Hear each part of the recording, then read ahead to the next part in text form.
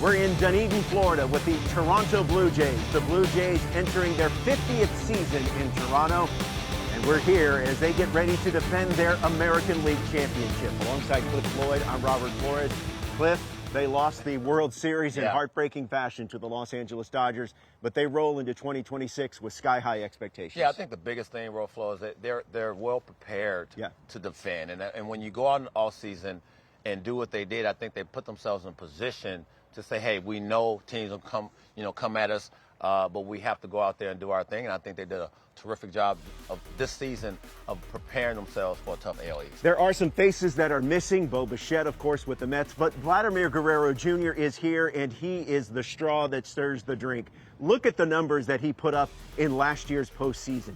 8 home runs, an OPS of nearly 1,300. We had a chance to chat with the Blue Jays first baseman.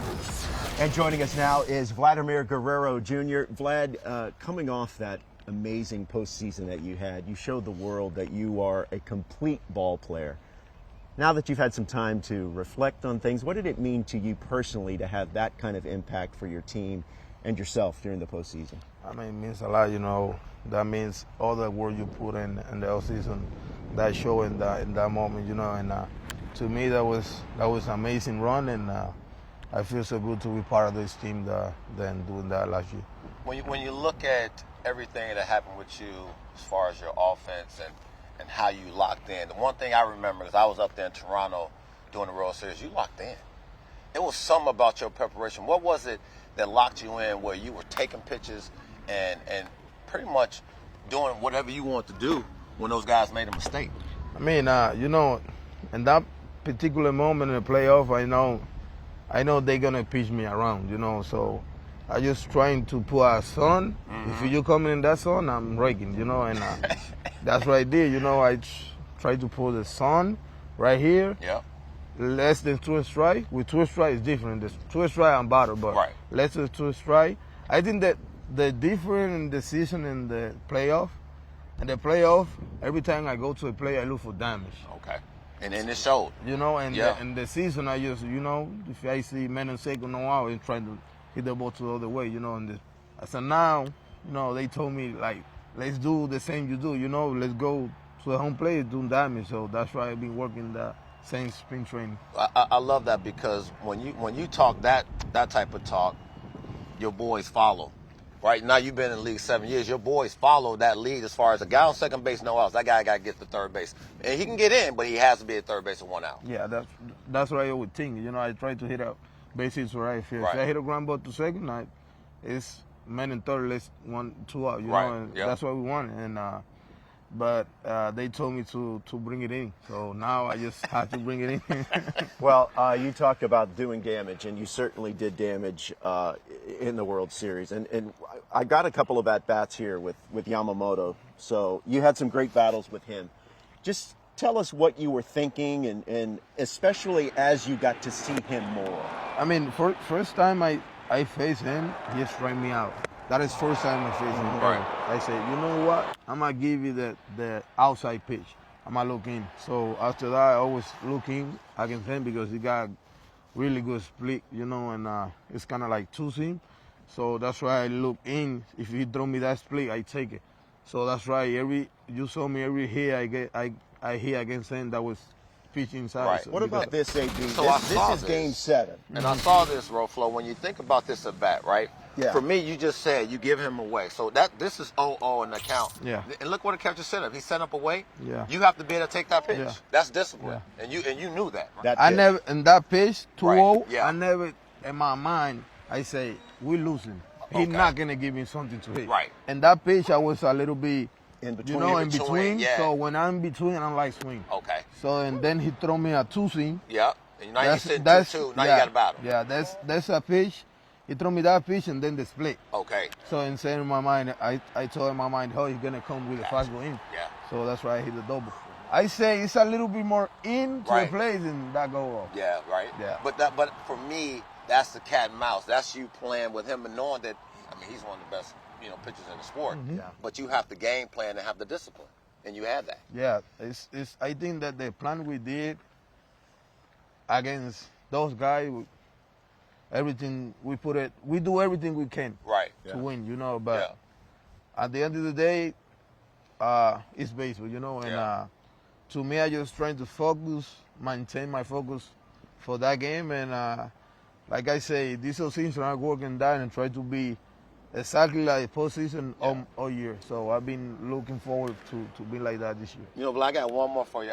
My last, sights of the season was you after the Dodgers did their thing, was you on the top step. And I kind of, it just took me back to the days of just knowing that you don't ever want to feel that again, of what you just felt losing that game as close as that was. Yeah, it's something that you always going to remember, you know. But like, Denzel, I remember Denzel Washington always told me, the first day I met him, he told me, to win, you had to lose first. And then that always got in my mind, you know, it's God plan, you know, we're not finished what we want to, but we gotta keep going and keep continuing playing hard to try to win it again. That's true. Well, Vlad, we appreciate the time. Best of luck to you and the Blue Jays in 2026. Have a great season. Appreciate it. Thank you. All right, here with Blue Jays designated hitter, outfielder, George Springer. You know, I was thinking about this time last year. You were kind of like struggling, trying to find your swing again, right? I mean, just kind of go back to that time where you were last year at this time. Yeah, I mean, I knew, obviously didn't have my best year in 24. I mean, I'm not going to hide from it. I know I did not. It's kind of, getting through some things. I knew my process was good. I liked a lot of the things I was seeing, so just kind of had to stick with it. What did it feel like to then go out, revamp some things in spring, and then go out and have that season that you did last year? What did that mean to you? Yeah, I mean, honestly, I'm just glad I could help the team win. I was able to be a part of a team that did some special things last year. So, I'm not really concerned about the individual stuff. Just happy I could help our team. When you look at this team as you get ready to defend the pennant and get back to the World Series, I mean, you're a veteran. What is that, all that conversation, what does that do for a team, or what does it not do for a team? Yeah, I mean, I think at the end of the day, we have to understand that, that was last year, and, this is now, and we have to have the same mentality. You got to go out and play hard, and you got to want it just as bad as you did last year. Understanding what you did well in 2025, but it's a whole new year. Has the motivation changed at all for you at this stage of your career, say a decade ago, or how do you approach things now at this stage of your career? Yeah, I mean, I'm just as hungry as I was when I first got here. I want to do well. I want us to do well. I want to be a part of this team more. I love this team. It's so much fun.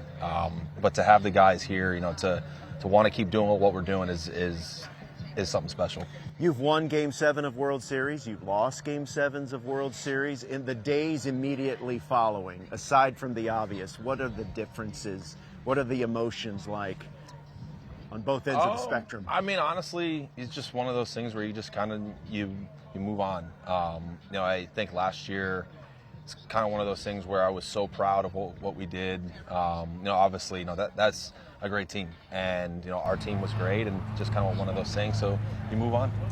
There are some new faces as part of this group. There's also some familiar faces. What has been the message that John has given to the club and other leaders like yourselves? That we play a certain way. There's been a standard that's been set. It's to play our game. To don't do anything more than you know how to do.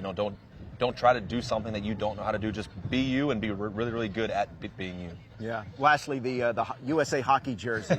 That did not look league issued. I don't know if the league will allow you to wear that during the season, but have you inquired? I have not. I think I'm just going to keep that one where it is right now. I think, it had its day, but it's on to the next. Well, George, we appreciate the time. Best of luck to you and the Blue Jays this year. Appreciate it. You got it.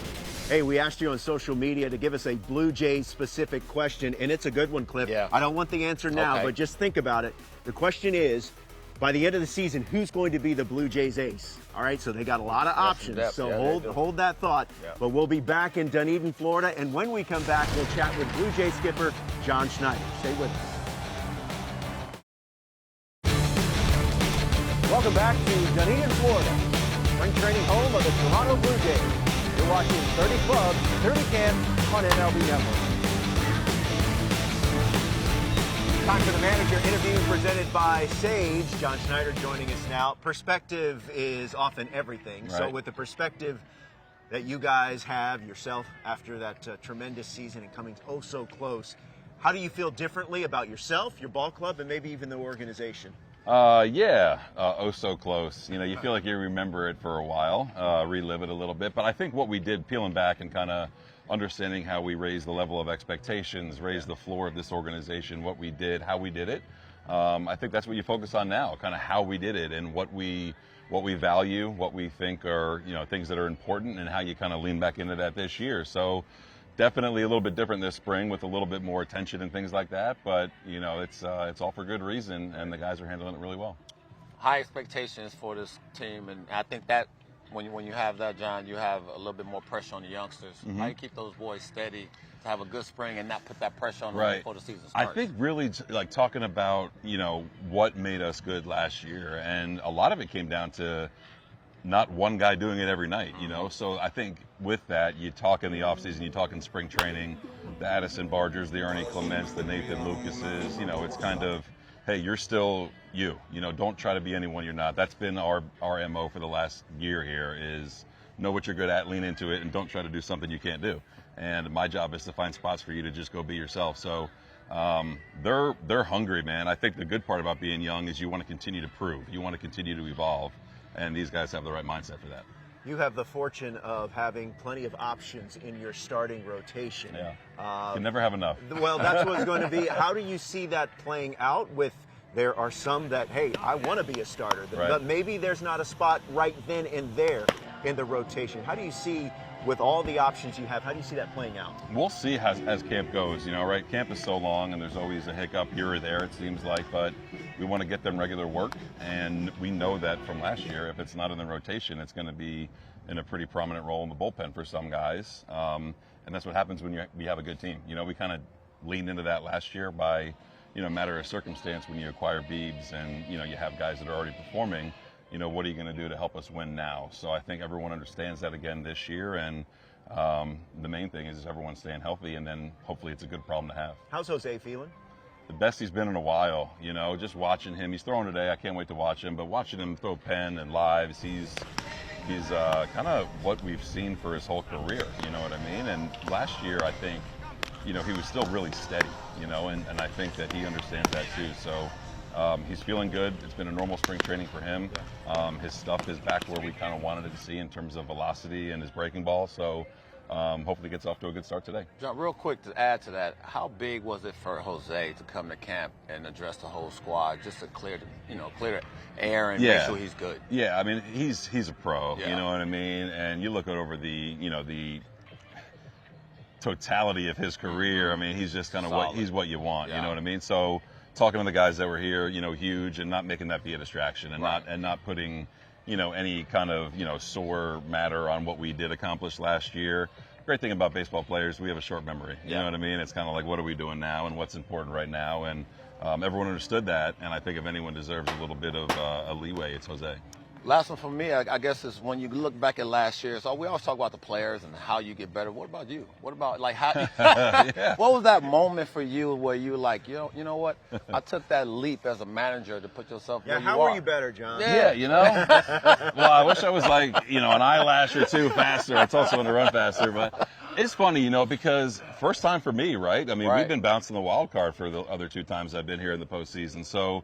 Learned a lot, you know, learned a lot about my style, learned a lot about my communication style, and just my process, really. I think our everything evolved. You know, when you're getting to that point, your prep is on point, your communication is on point, and hopefully your decision-making is on point. And then you reflect on it and you say, okay, what could I have done differently, or what did I do that I liked? And was happy with, you know, the way we landed. I learned a lot about myself last year. I did. I really did. And the one thing that I always go back to is just lean into being yourself and be as transparent as you can. Sometimes it's a good conversation. Sometimes it's a tough one. But players appreciate that no matter what it is. So it's always a new challenge every season. And by no means are we resting on last year, but just trying to attack this year, much like we did last year. That's kind of what we've been obsessed with. Well, John, your group was a lot of fun to watch last season. Thank you. Best of luck to you and the Blue Jays in 2026. We appreciate it. Awesome. Thanks, Cliff. When we come back, we'll wrap things up here from Blue Jays camp and give you the one position that John Schneider has his eye on this spring. Manager interviews are presented by Sage, the official finance software partner of Major League Baseball. You're watching MLB Tonight. 30 clubs, 30 camps on MLB Network. Here with Ernie Clement. And Ernie, I know you're a huge hockey fan, so you had to be thrilled by what you saw in that gold medal game between the USA and Canada, huh? Yeah, what a great game. What a great game. Very exciting. It's nice they let us take one here. That's pretty good. And you get a little bit, that got your juices flowing a little bit because you're getting ready to head out to the World Baseball Classic. Yeah, we're fired up. It's going to be a great opportunity. Honored to get a shot to rep the USA, and it's going to be a ton of fun. All the best players, in our game are going to be at the event, so it should be good. So everything changes. So you go to the World Series, and then you go home, and you got a shorter off season. When did you ramp it up to get ready for this WBC and get ready for camp as well? Yeah, I took a solid month off. Okay. Got to let the body rest up, and just a weird off season, way different than we're used to, but for good reason. And we'd like to do it again. So I got ready to go. Come December, and we're ready to roll. Does anything change with how camp is? Because now you leave in a couple of days, right, for WBC. But yeah, what changes? Nothing? Yeah, I mean 5 or 6 days till we're ready to go. So okay. I think they're trying to get us as many at bats as possible. Just want to get there healthy and feel like we're in a good spot, physically. So I think we're there and ready to go. This team has always had versatility. Guys can play multiple positions. The infield is going to look a little bit different. Bo is no longer here. How do you see yourself fitting into this new mix, and what has John Schneider mentioned to you? Yeah, I mean, I'm used to bouncing around. I'll kind of play wherever they need me. But I think primarily second base, and Andres and I have gotten good work together, up the middle. So it should be fun seeing him play shortstop every day. And, I'll go wherever they need me, but I think primarily second. Coming up short, a little bit short in the World Series. How much does that for this team as far as, the personality and the guys in there sort of, as you ramp up, how much did last year put you in a position where this team is going to be fighting? Yeah, we have a lot to build off of. I think we've set a standard in the clubhouse, culturally throughout the organization. That winning mindset is implemented throughout. So we play the game the right way. We play the game hard, and that's not going to change. And we're hungry to get back. We'll get you out of here on this one. You were so locked in, like so many other guys during the postseason, hitting everything. Now that you've had some time to reflect on it, what is the most enjoyable thing you recall about just your run in the postseason? Just winning. It was so much fun, grinding with the boys and accomplishing our goal day in and day out of winning that day. And we had such a special group. It was 25 of our good buddies hanging out and grinding and even though we came up a game short, it was just so much fun. It was a great run, and we're looking forward to getting back there. Well, best of luck to you and the Blue Jays in 2026, and best of luck to you at the WBC. Awesome. Thanks, boys. Hey, Skip said get those reps in a second, too. That's right. That's right. All right, Cliff, let's go to social media. That can sometimes be a dangerous thing, but we asked you on Twitter, who's going to be the ace of this Blue Jays staff when it's all said and done? Here's some of the best replies. Numbers and Narrative says, right now I would say Cease, but Savage certainly has the potential to develop into the ace by the end of the season. This one from Sid. Kevin Gausman has been their ace, and he's been one of the best pitchers in the American League for a while now.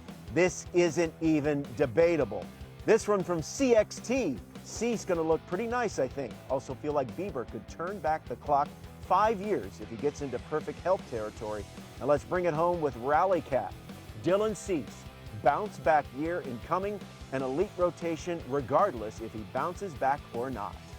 All right, Cliff, just wrapping things up here from Blue Jays camp. Talking with John Schneider, two things stood out to me. One, he loves the depth in his rotation. Yeah. The other thing that I thought was interesting was he's kind of looking to see who's going to grab that left field spot. Right. He's got a lot of names. Nathan Lucas was here last year. Jesus Sanchez comes over from the Astros, and he was really impressed early with Eloy Jimenez. Yeah, I think the one thing for me, Roflo, with Eloy is he has a love back and the passion to play the game, which is huge, right? And then you look at Lucas, took advantage of opportunity last year, and Sanchez has done it before. So I think when you have a fun competition, it allows everybody to come to camp and may the best man win. I think the one thing you can look at from an organizational standpoint is you have depth. And whenever you have depth, somebody's going to win that spot, and hopefully they take advantage of it. Yeah, remember, no Anthony Santander. So if one of those guys can step up and fill the void, that certainly helps. That's going to do it from Dunedin here at Blue Jays camp. For Cliff Floyd and our crew behind the camera and behind the scenes, I'm Robert Flores. Thanks for watching.